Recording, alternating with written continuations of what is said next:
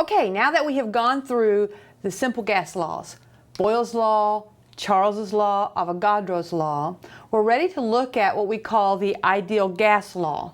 And we're going to look at the law. We're going to see all kinds of things that we can do with this wonderful equation, PV equals nRT. I've heard people call it PIVNERT. That was kind of new to me when I heard it a few years back. But we're going to use that equation. So there's lots of parts. This is part one. And in part one, we're going to see where the equation came from. And we are going to see how you can get all of those little gas laws, Boyle's law, Charles' law, from this equation. So you don't have to memorize each of those individual laws. You just have to be able to have this one equation memorized and get those other ones from it. So let's begin. The ideal gas law. So if you took those laws, let's remember Boyle's law, let's just kind of write them down. Boyle's law is P1V1 equals P2V2. If you took that relationship where pressure and volume are inversely proportional, and you took Charles's law, which is V1 over T1 equals V2 over T2, and you saw that the volume and the temperature were directly proportional, and then you took Avogadro's law, which related volume and number of moles. If you took all of those laws and combined them together, you end up getting this equation, PV equals nRT. We see the P and the V are beside each other in that equation. If I took the V over to the other side, we see the V and the T are opposite each other in the equation, and so forth. All right, so that is the equation that you have got to commit to memory, PV equals nRT. You will use it so much, and you probably remember it from high school, if you ever had chemistry in high school. It's an equation that you'll use a lot, and students don't find this exceedingly challenging. They just work through problems making sure they're using this equation. What you may not have done in the past, however, is all the different things that you can do with this equation besides just use it as you see it right there on the screen. Okay, so here is what R is equal to. R is a gas constant, and it's equal to 0.08206. And see those units there? Liter, atmosphere, per mole, Kelvin. Those units are very, very important. So anytime you use R, don't just write the number down, write the units down as well, because it'll help you get the right answer in the end, okay? And there's going to be other R constants that we're going to see down the road that are also gas constants, but have them in different units. And so the number is different, the unit's different. We have to make sure we track those units. Now, in terms of memorizing this number, you do not have to memorize it. I have a feeling you'll know it by the end of working a bunch of problems, and you won't have to look it up. But when you take the exam, we give you a periodic table, and that's one of the numbers. We give you a lot of different constants. We give you the ideal gas constant, both with this unit and the other one that I referenced. Okay, so this is nothing to do with this equation, but when we work with gases, we very often will see a problem in which you're reading along and they'll say, we have this gas at STP. Okay, and you'll just see those three letters. Those three letters are there to tell you the temperature that the gas is in and the pressure the gas is in, and so you need to make sure you know these relationships. If you see that a gas is at STP, you automatically know that the temperature is 0 degrees Celsius. Now, usually we have to have that in Kelvin, but at least you know it's 0 degrees Celsius. You will know that the pressure is 1 atmosphere pressure, or 760 torr. So that is three letters that save us a lot of writing. It's basically three letters that make us be able to be lazy. Okay, so you just have to know those conditions. All right, so applications of the gas laws is what this section in your textbook is all about. We're going to go through several of these applications. We're going to start with this one. Okay, no, we're not going to start with this one because I'm not writing it down yet. Okay, so we're going to do lots of manipulations with PV equals nRT. What I've got right there is a very important statement. In all cases, track your units carefully. So you're going to take and you're going to put a big star next to that statement in your notes. Make sure you do this. I don't know how to convince my students that the units will save them mistake after mistake. I tell them that, and I have them come into my office and working problems, and they mess up the units because they're not writing them down. Now, if I, having done this for 20-something years, still write my units down, maybe you ought to too. Maybe I'm just slow, I don't know, but writing your units will save mistakes down the road. So I don't think you need to, but you do. And I will do it when I'm working my problems. Okay, so here is the first application. We're going to learn how to derive all of our simple gas laws. Boyle's, Charles, Avogadro's law, and we'll learn some other ones along the way, see other ones, by using this equation, PV equals nRT. So I'm going to show you how you do that. And let's just write the equation down to begin with. PV equals nRT. Okay? What I want you to do is solve for R. So I'm going to get my N and my T over here. So I'm dividing both sides by N and T. So I have PV over NT equals R. Well, what is R? R is a constant. So we have PV over NT is equal to a constant. What does that mean? That means every single time I have a gas, regardless of what the pressure, volume, number of moles, or temperature is of that gas, if I were to put them together like this, it would always equal the same number. So what we can say is this with certainty: P1 V1 over N1 T1 equals P2 V2 over N2 T2. Now if you can take PV equals nRT and get this relationship out of it, it's not that hard to do. All you're doing is solving for the constant, knowing the relationship, so that the P and the V are on top, the N and the T are on the bottom. That means that if you take a gas and undergoes some kind of change of that gas, maybe the pressure changes, or maybe the volume changes, or the temperature, or the number of moles. If something changes, everything else will readjust so that the ratio that we see here is always going to be the same number. So now you're reading through a problem, and they say something like, I have a sample of gas at constant temperature, and you keep reading. A sample of gas. Well, that would be like taking a balloon and putting the gas in the balloon. Is the number of moles and sealing it up and doing these changes? Is the number of moles changing? So whenever you're reading along and says, I have a sample of gas that blah, blah, blah, then you know that this is being held constant and you can take it out. Because of the same numbers, they would cancel each other out.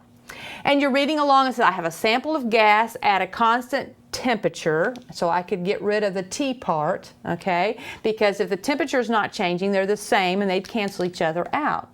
And this would give me P1 V1 equals P2 V2. And what is that? Well, that's Boyle's law.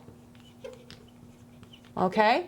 So you don't have to memorize his name, but that's Boyle's law. I don't have to memorize it as a separate equation. I need to know one equation, PV equals nRT, and from that I can remember that the N and the T are underneath it. That's always a constant. Cancel out what I know is being held constant, and I've got that relationship.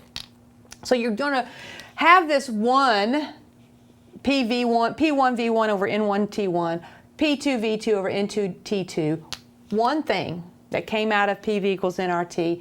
You read, you cancel out what's being held constant, and you're left with what you need for that problem. Okay, so that is how you derive any of these equations from the PV equals nRT. Let's try one more, okay? Let's say we have a sample of gas at constant pressure. Okay, this is like taking a balloon, okay, and that balloon has got a certain amount of gas inside of it with a certain number of moles of gas inside of it, and that balloon undergoes some kind of change.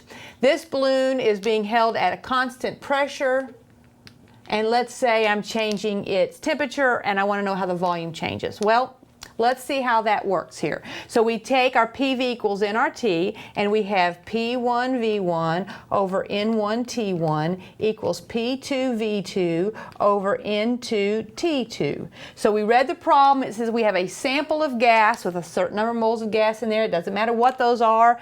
They're sealed off. That can't change, so that's not changing. I'm undergoing a change at constant pressure, so I can get rid of the pressure, and that gives me V1 over T1 equals V2 over T2, and that was Charles's law.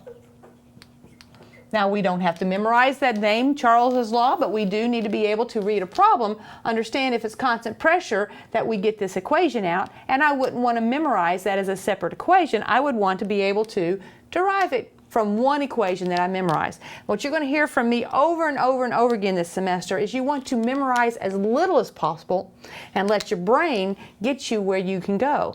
You have to practice that. You have to let go of, I'm going to memorize my way through chemistry. I'm going to memorize everything. I don't understand it, but I'm going to memorize it.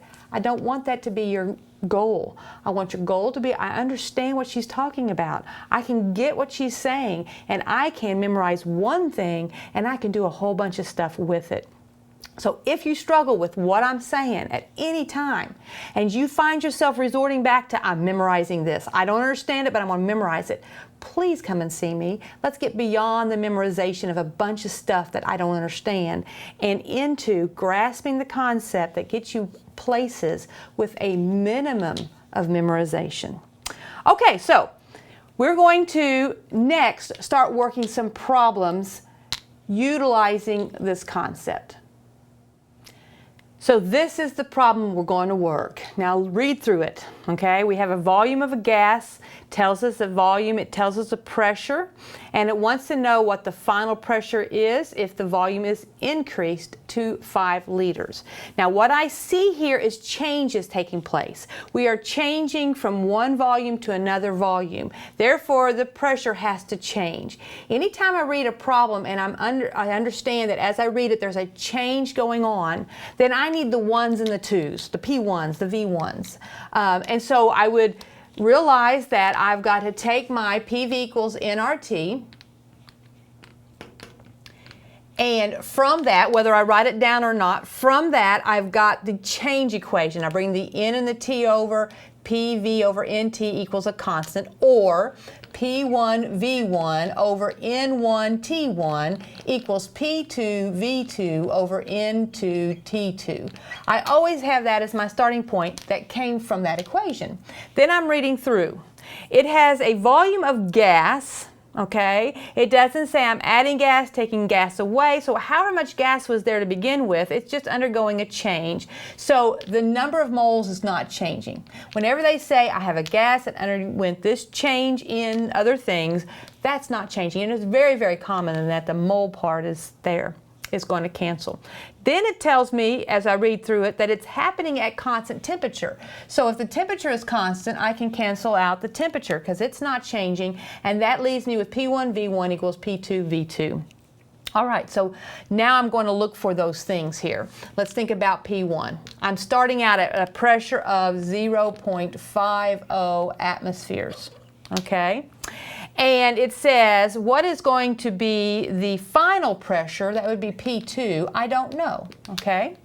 And then we have V1. What volume am I starting with? I'm starting with a volume of 2 liters, okay? And I'm going to a volume of 5 liters. Okay, so that's what I have and what I don't know. So I take my Boyle's law there that I have derived, and I put in the information that I know. P1 is 0.50 atmospheres. V1 is 2.0 liters. Watch how I'm writing those units down, okay? And I'm going to put a 0 there. It's not showing up. Okay, and then I've got my P2, I don't know, so I'm just going to call it P2, and I have my V2 of 5.0 liters, okay? So now I'm going to solve for V2, so I divide by the 5.0 liters. Okay, now let's watch our units. First of all, that's canceling, and I'm left with P2, which is what I'm trying to solve for. The liters are canceling with the liters, and I will be left with the unit of atmosphere. That's good because that's a good pressure unit for us. And then when I do the math of 0.5 times 2 divided by 5, I'm going to get 0.2 atmospheres. Now let's not stop there. Let's think about whether or not this makes sense.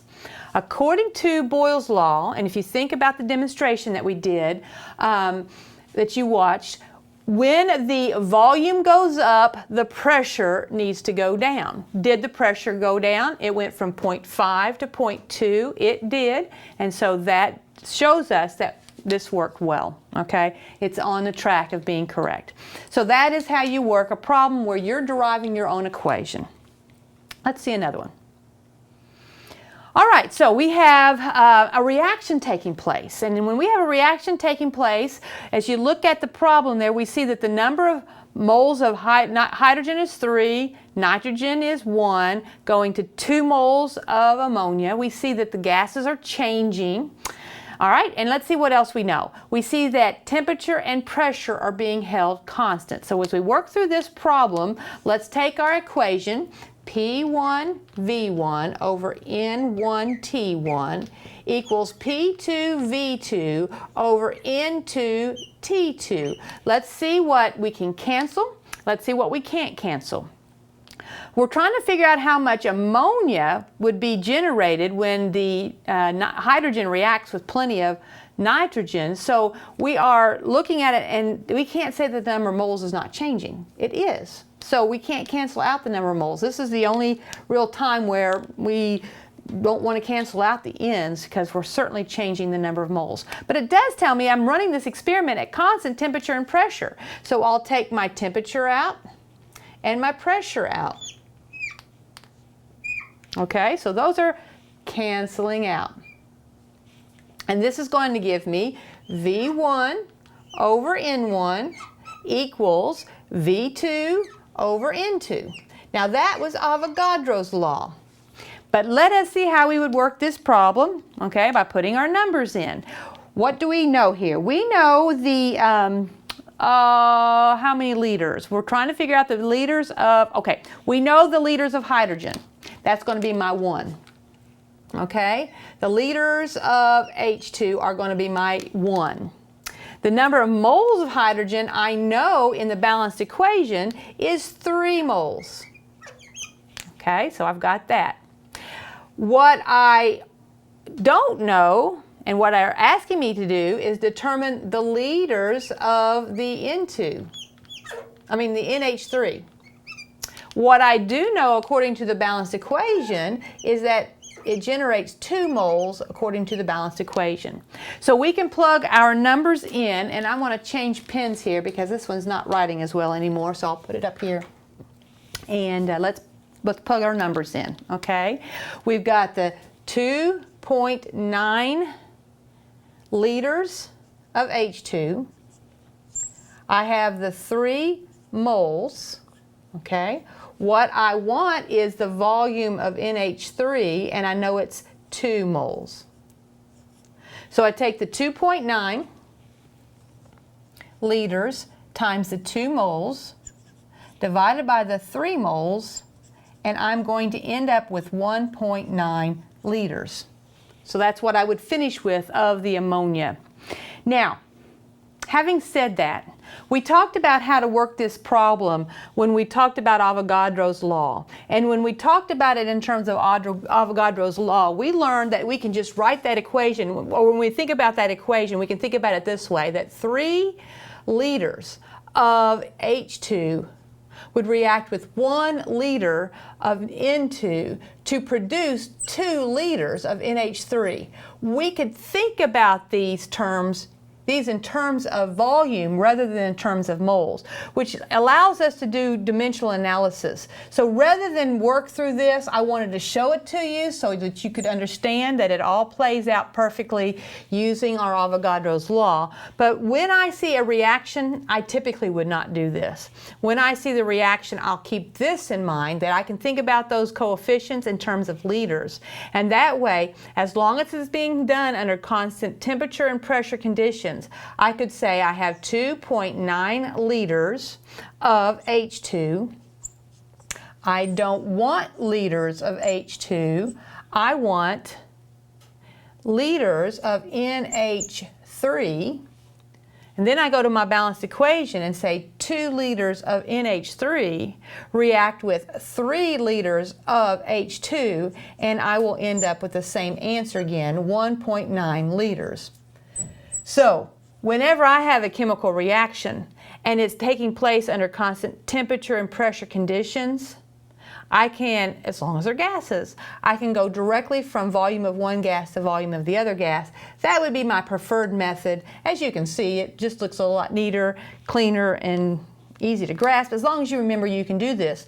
The reason you can do this is because of Avogadro's law that says the moles are directly proportional to the volume, so we can take those moles and think of them as volume.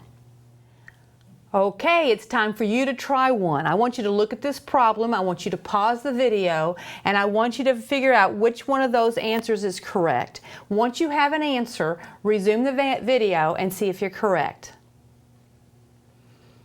Okay, hopefully you stopped and tried it yourself, because doing is so very important.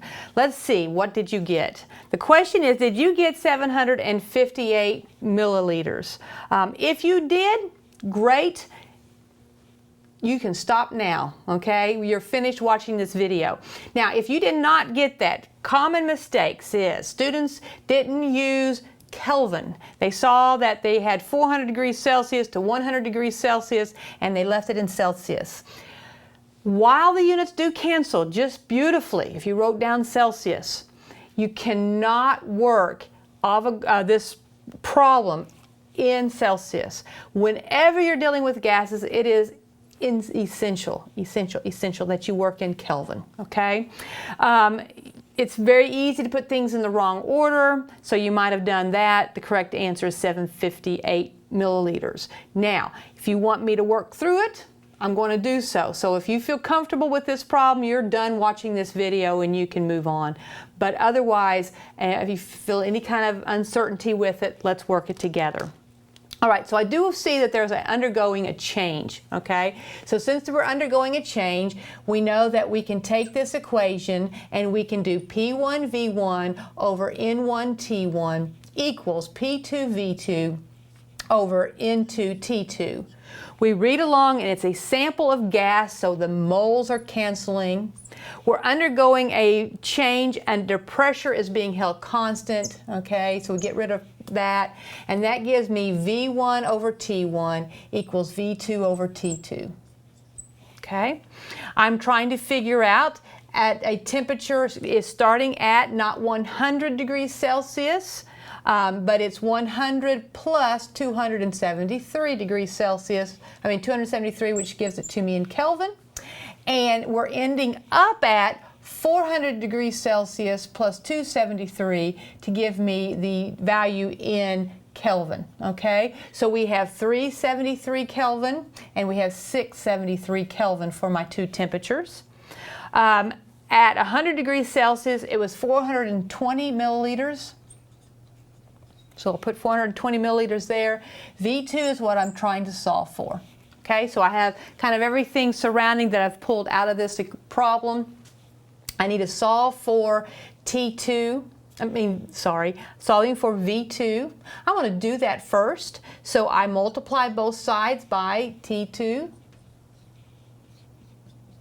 That's going to get the V2 by itself. So V1 times T2 over T1 is equal to V2. It's really easy to get those switched when you're writing it down. It's got to be very important that you keep your 2's and your 1's straight. So V1 is 420 milliliters. You may work in milliliters, that's fine. Okay, 420 milliliters. My T2 is 673 Kelvin. Okay, my T1 is 373 Kelvin, and that will give me the V2. Units, the Kelvin are canceling. Now, like I said, if you had them in Celsius, they'd cancel fine. That's not why you have to convert to Kelvin. You have to convert to Kelvin because it's the scale where 0 means nothing and everything's positive value. Celsius doesn't do that. It's got some kind of arbitrary 0 point. So we use it in Kelvin for that reason. And so then when we do our mathematics here, we end up with a V2, and making sure of my work, of 758 milliliters, which is the correct answer. All right, so if you didn't use Celsius, that is a common mistake. If you use Celsius, it's a common mistake. Make sure you use Kelvin. Let's stop before we finish this video and ponder, is this the correct trend, okay? Did the right thing happen? As the temperature goes up, the volume should go up. That's what that relationship tells me. My volume went from 420 to 758, went in the correct direction. If you picked the 105 or the 233, you didn't stop and think about that relationship, because there is the temperature going up and the volume is going down. That's not what Charles's law states. Okay, so now what have we done with this whole series of problems? And in this section, which was part 1, we have learned to take PV equals nRT. We've learned how to write it this way, find out what is constant, and we do this method when you read a problem and you notice that there is a change taking place. I have in all my examples canceled at least 2 of them out, okay? You don't have to cancel out 2.